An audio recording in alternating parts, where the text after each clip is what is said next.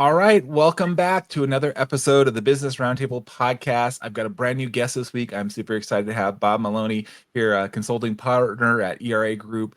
Um, we're here about helping you as a business owner, as a leader, have more effect and influence in not just your business, but the people that you get to work with. That's why I am here, David Carr, steward of Steward Your Business, bringing people together to accomplish great things. And we have Bob on here. Bob is another great gentleman I've got to meet through my Success Champions Network, among others, and connections there. Super excited to have you here, Bob. Welcome to the podcast.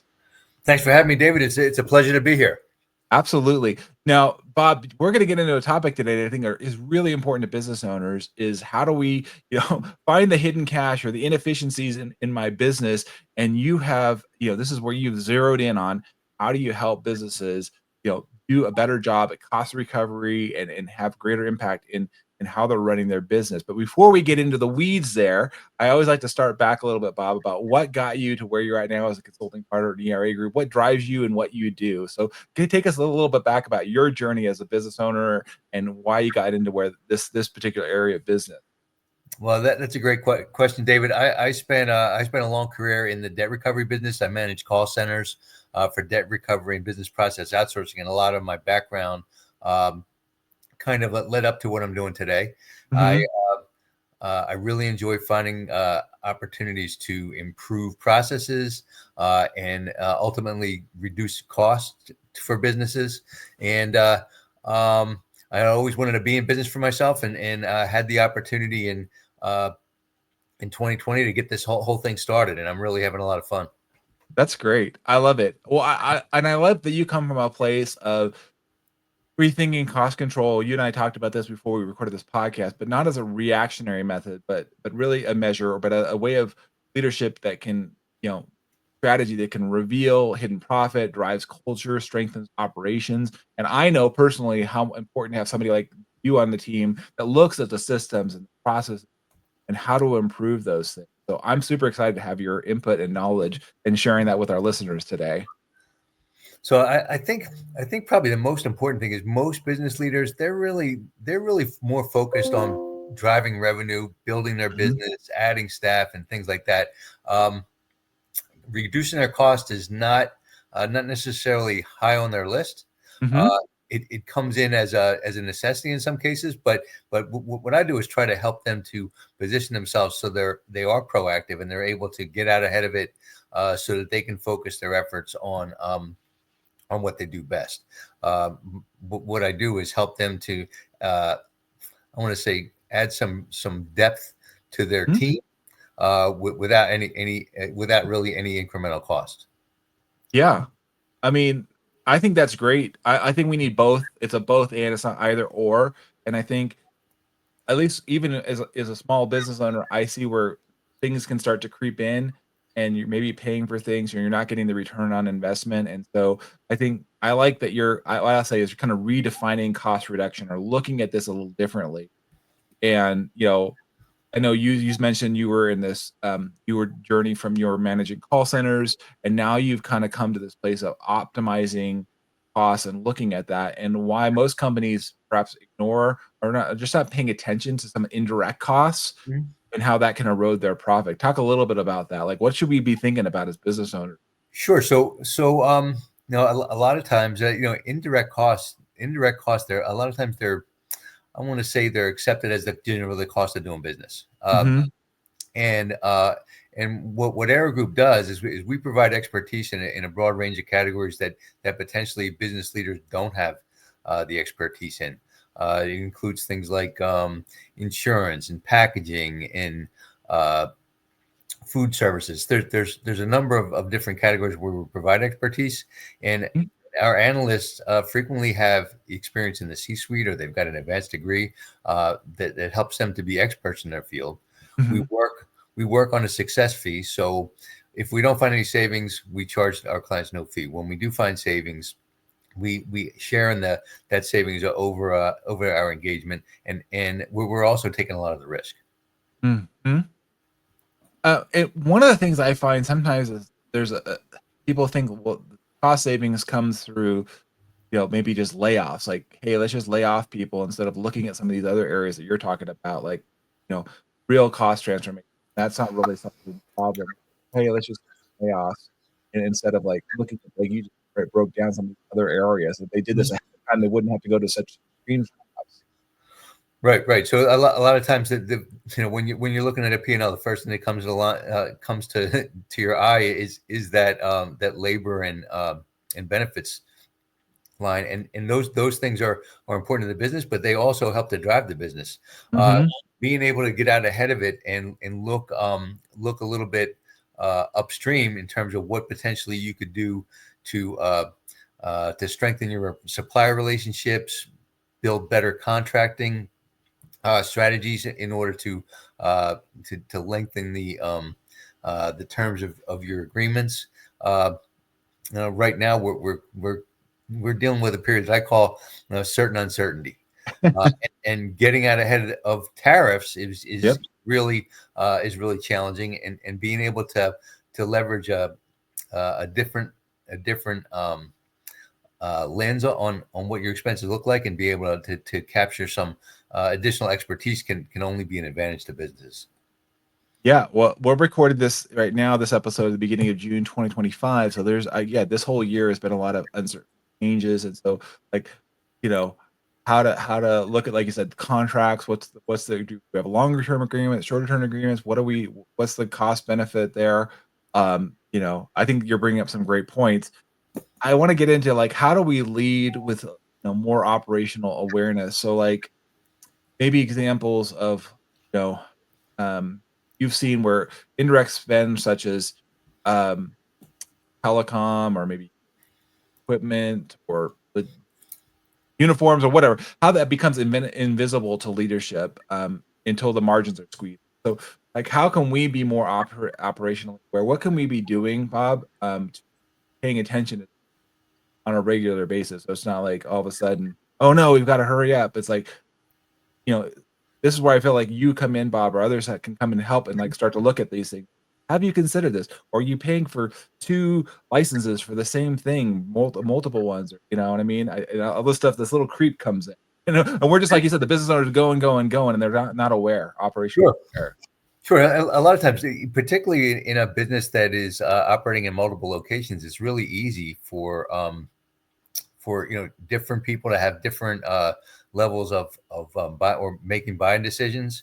Mhm. Sometimes you could have a company that's purchasing the same material from multiple locations. They could be using all different suppliers, different pricing, and they may not be communicating with one another within the organization. And it's those things that come to light from our analysis. We have a proprietary software program called SpendView that will take a 12-month snapshot of a GL or an AP, and it'll produce a report that allows a business owner or business leader to look at their expenses through a different lens. It highlights areas that potentially they might be overlooking. There's a lot of different aspects, but most of the time, the Pareto principle Mhm. applies. Oh And yeah. what I find is most businesses they look at that top 20% of their staff that's producing 80% of their revenue, or they're looking at the top 20% of their suppliers. Mhm. When a lot gets lost in the bottom 80% of their suppliers that might represent only 20% of their spend, but that can be a significant amount of money for $100 million company. Oh yeah. Absolutely. I mean, I think the value you bring in these proprietary software is fantastic because I know even in a small company of I think we were say 14, 15, 60 million annual revenue. We had multiple offices, like you're saying, Bob, Mhm. and people would buy different things. There was no buying power. We had, for example, we did a lot of field work. And so we would send people to hotels. Well, people would just go to random hotels instead of negotiating some kind of blocking or discounted rates. They just didn't plan this. And having somebody like you, Bob, come in and look and saying, "Hey, look, how are you doing this?" We're very inefficient, Mhm. right? I mean, it's amazing if well, when you look at contracts once every 3 or 5 years, yeah, you have a pretty good idea of what's going on in the contracts, but you're not necessarily looking at them that closely. Our analysts, they might do it. I'll give you an example. Mhm. Like printers and copiers is one where it can be relatively complicated. You've got the dealership, the manufacturer, and the leasing company. Um, the leasing agreements are written so that you have to terminate within a specific period of time, and it's not just it's not simple, to say the Mhm. least. Um, and if you fail to terminate, then you're locked in for another 3 years. Oh, Um, man. Yep. those kinds of things. But our analysts are doing a dozen or more projects a year, and understand the intricacies that are involved in those contracts, and are able to not only educate the clients, but actually be a watchdog, and stay out in front of it for them. Yeah, well, I think that's the benefit, again, having somebody while we have folks like you on the podcast, Bob, because if you're just alone and you're not doing this regularly, you're going across multiple businesses, and you're seeing the trends, you're seeing these issues, but I don't know if I'm just by myself, I don't see that. So the value of having you come in and say, "Look, we've looked at a lot of these, and we know where the trends are and how we can help you." Mhm. Very valuable.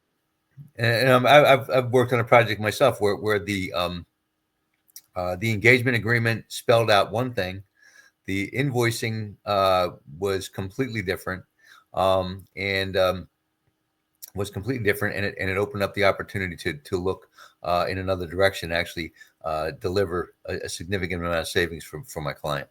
Mhm. Yeah. So, I mean, as you guys are listening to this, we're gonna make sure, Bob, you and I are connected on LinkedIn. We're gonna make sure all of your contact information is on there too as we go through the podcast because not a lot of I found there's not a lot of consultants that do what Bob is doing at Air Group is really looking at these things, and we're all busy. We all got a lot going on, but coming in there and helping you along your journey. You mentioned earlier about some of these contracts and maybe vendors. Maybe we could go into that aspect of about because that's another element of like you're looking at maybe like you mentioned specific benchmarks or negotiating powers on the client side. Mhm. Talk a little bit about smart vendor management, Bob. Well, it's important to understand the market, whether that be with raw materials, packaging, plastics, uh, freight. It's really just important to understand the market and understand where the opportunities lie. Uh, in the case that we're dealing with now, where you never know, where the tariffs are going to go one day, Mhm. from one day to the next.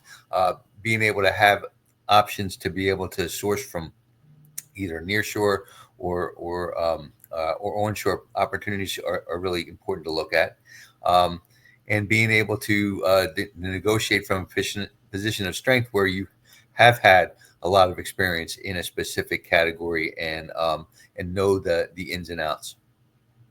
Yeah. I mean, to me, again, with all of your vast knowledge and systems, Bob, it's the value of having, this level of data and understanding. It gives you the leverage to then have these conversations. But if you don't have this understanding, you're kind of a few steps behind and having, like you said, so then you might be absorbing or taking on more costs than are really necessary. And maybe you've accepted maybe the terms, but I want to be go eyes wide open, like, hey, here's the things, and having somebody like you, Bob, say, let's help you do a better and better negotiation or look at maybe some other option. Well, the value proposition that I'm able to bring to the table is that it's really as simple as this: I know what I don't know, but I know who knows what I don't know.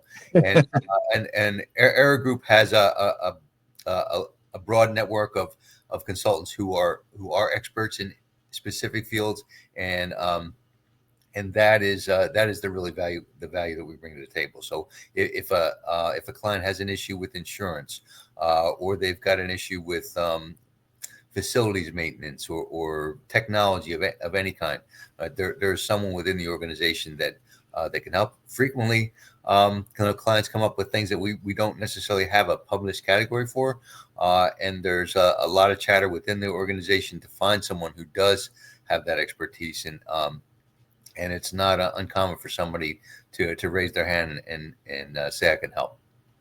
Mhm. Well, yeah, and where Bob, where do you see, with, Air Group and everything, where do you see coming in, like, what where do the businesses do you see really start to see this cost saving when they really started to pay attention? Is there a certain annual revenue, or there's like, hey, I mean, where they're really starting to see this when they start to bring you on? Um, well, I want to say the businesses that I like to work with are producing between 10 and 250 million Mm-hmm. Mm-hmm. on an annual basis. The sweet spot's probably closer to 10 to 50 million. Mm-hmm. But at the end of the day, David, it really comes down to the spend. Mm-hmm. You might have, for example, a restaurant or a restaurant group that might be under that $10 million mark, but they have expenses in excess of $1 million a year. And one area where we have exceptional expertise is in food services, and we can find a lot of savings for them. But it really is an individualized process, and we have to look at it from the client's perspective, what their pain points are, and and where they would like to focus. Mm-hmm. So talk a little bit about this relationship then, your success-based consulting and the trust that you bring, Bob, because I feel like why I wanted to have you in the podcast is because you and I have similar values about how do we help business succeed and win. So just talk about your trust-based approach, how you're working with them as a partner with them, and when you bring on clients, what does that look like when they come and work with you?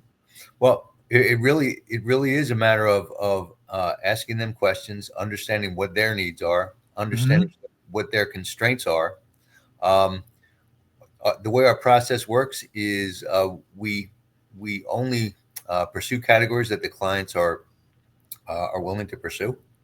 Uh, when I'd mentioned using a spend view analysis, when we present the spend view analysis to a client, we can look at it from a very conservative perspective or an aggressive perspective, and it's up to the client which direction they want to go.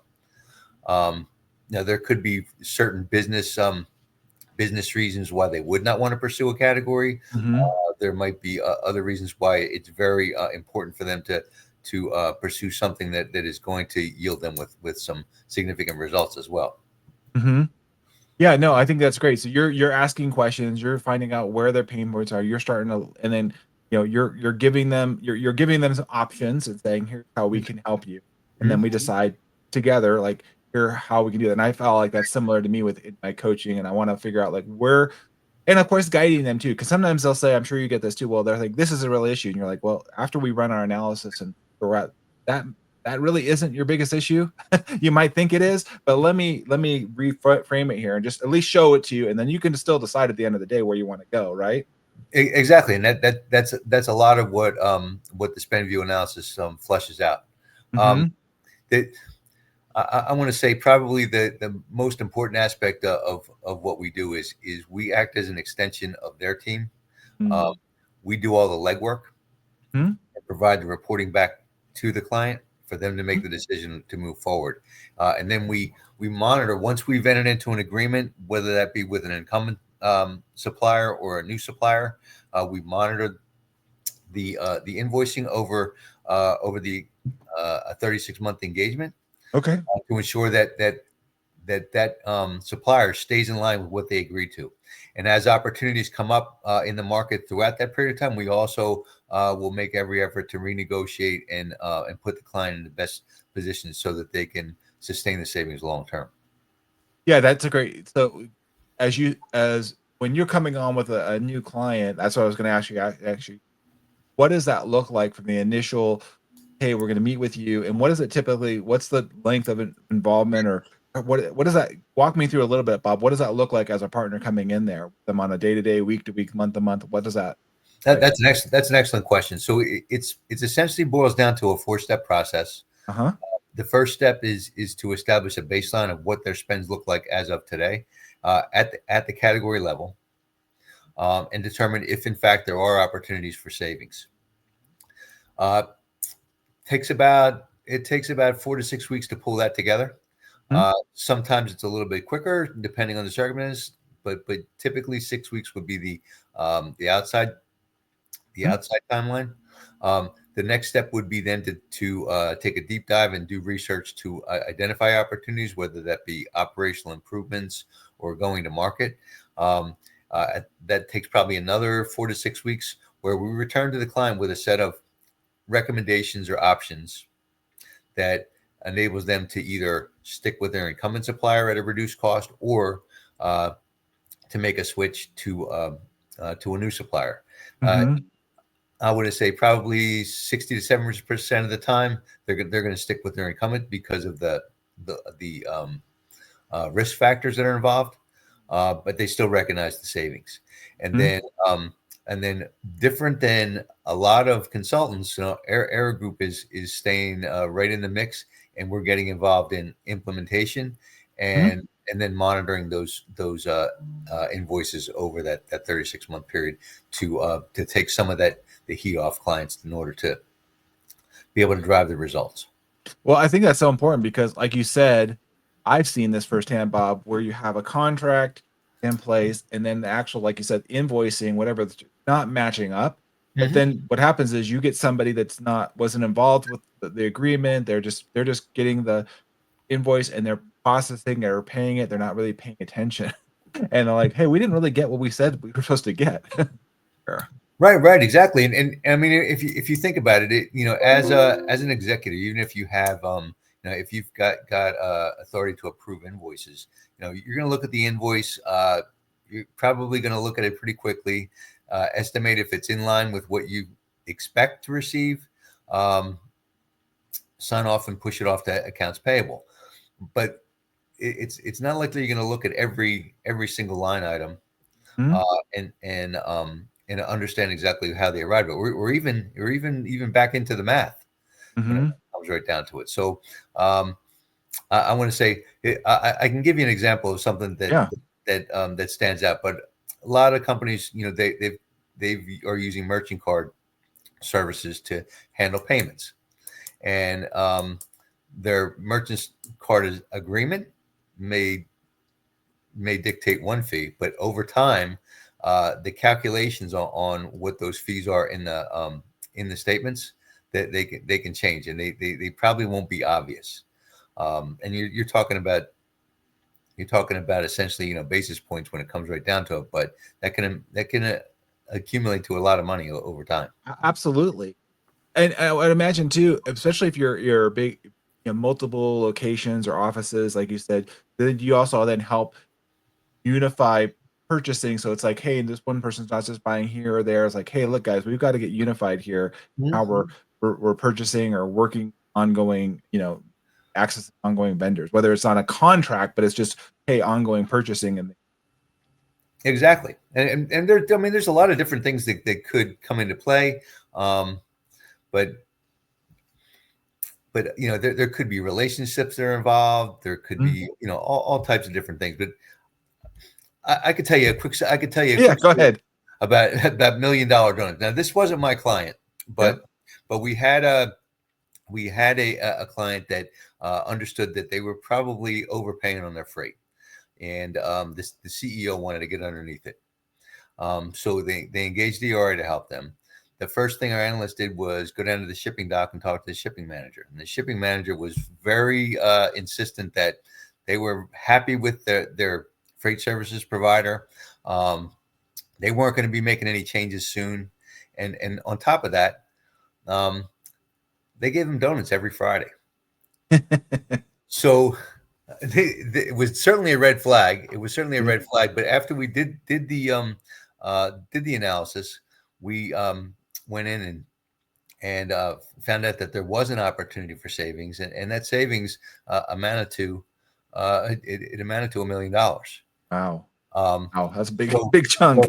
so the client switched to a new service provider, and they the new service provider actually agreed to bring donuts as well. So they still came out They ahead. still got their donuts. But it's things like that you just you may not know on the surface that exist, but there are drivers that could make a difference. And I mean, it's a great marketing ploy for a salesperson, but it could be tickets to a sports event, dinners, any type of different things that could be influence a decision, a purchasing decision that might not be advantageous to the business long term. Right. Well, I think that's a good point. I mean, sometimes it is the individual or a select group, but that is getting this, fringe benefit, if you will, but it's actually not for the overall whole of the company. It's actually to the detriment. And Mhm. so I think hearing what I hear you say, Bob, is you're looking holistically. You're looking at it. Yes, okay, yes, maybe you guys are getting your little group is getting a little perk, but overall, it's not contributing to overall. And rather, we could do a lot more with $1 million for everybody at the Mhm. end of the day than just your small group. No, exactly, and and even like in areas like insurance, there are there are drivers to the broker where the broker may be giving their client the best price they feel that they can give them. Now, Hmm? but they may be motivated because of um, contingency commissions that they're getting from a particular carrier that is that's helping them too. Right. So there's lots of ways to look at things, and being able to have insight is really important. Well, I know we're getting close to the end of the episode, but this has been fantastic because what I hear is here's another advocate. This is why I love having folks like you on the podcast. Like I said before, to hear and listen. Now you heard Bob and I work together. I'm working on the people side. I love to pair with somebody like Bob because I don't do what Bob does in the cost reduction and where he can help you. Here's an advocate, third party that can come into your business and look on your behalf. Doesn't have any, I like to say you're looking at all of it and you're not swayed by the donuts or whatever else. It's like, I'm just here to help you win at the end of the day and be overall whole, right? And looking for some ways that we can make the business stronger through these cost optimizations. So Bob, as we're getting to the end, I love to give you an opportunity, just kind of maybe final thoughts or takeaways as folks are, maybe they haven't considered this, they haven't looked at this in a while. And what would you encourage them as a business owner, or leader, even if you're not the owner? Hey, I'm a director, I'm overseeing a group. I know that we can do better. What would you want to share and impart with them today? I'd say, when it comes right down to it's always worth the conversation. Um, if you could come away from working with Eric Group and be able to keep one employee, or Mm, maybe add someone to your C-suite, that that's a win. yes. And really, that's all I'm trying to accomplish. And if you can find that in areas where you might be overpaying, then it's a double win. It's a double win. Yeah, like you don't only save, but you can actually then redirect that money to something that is really important. Like you said, adding somebody else to this is a way of being, and this is why I love having you on here, Bob, because I ultimately this is going to help fund growth initiatives, and you don't even need external investment. This is because you're doing these things internally. You're looking at Mhm. how to make the business as healthy as possible. Yep, Yeah. exactly. Thank you so much for being on the podcast, Bob. It's a pleasure having you here, and we hope you come back again and share some more insights. We always love having return guests, so thank you for being here. Well, David, I really appreciate the invitation. It's truly been a pleasure, and I'm glad that I could add some value to your podcast. Absolutely. Everybody, as you're listening to this podcast, whether you're watching it on YouTube or your favorite podcast platform, we of course love you when you subscribe and share this with others.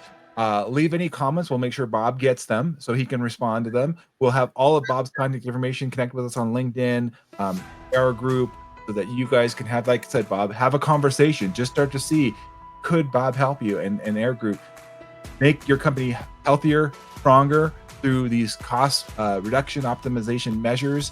It's just another tool in the toolbox. Thank you, Bob, for being here once again. I appreciate it. Thanks, everybody, for listening. Until next time, take care.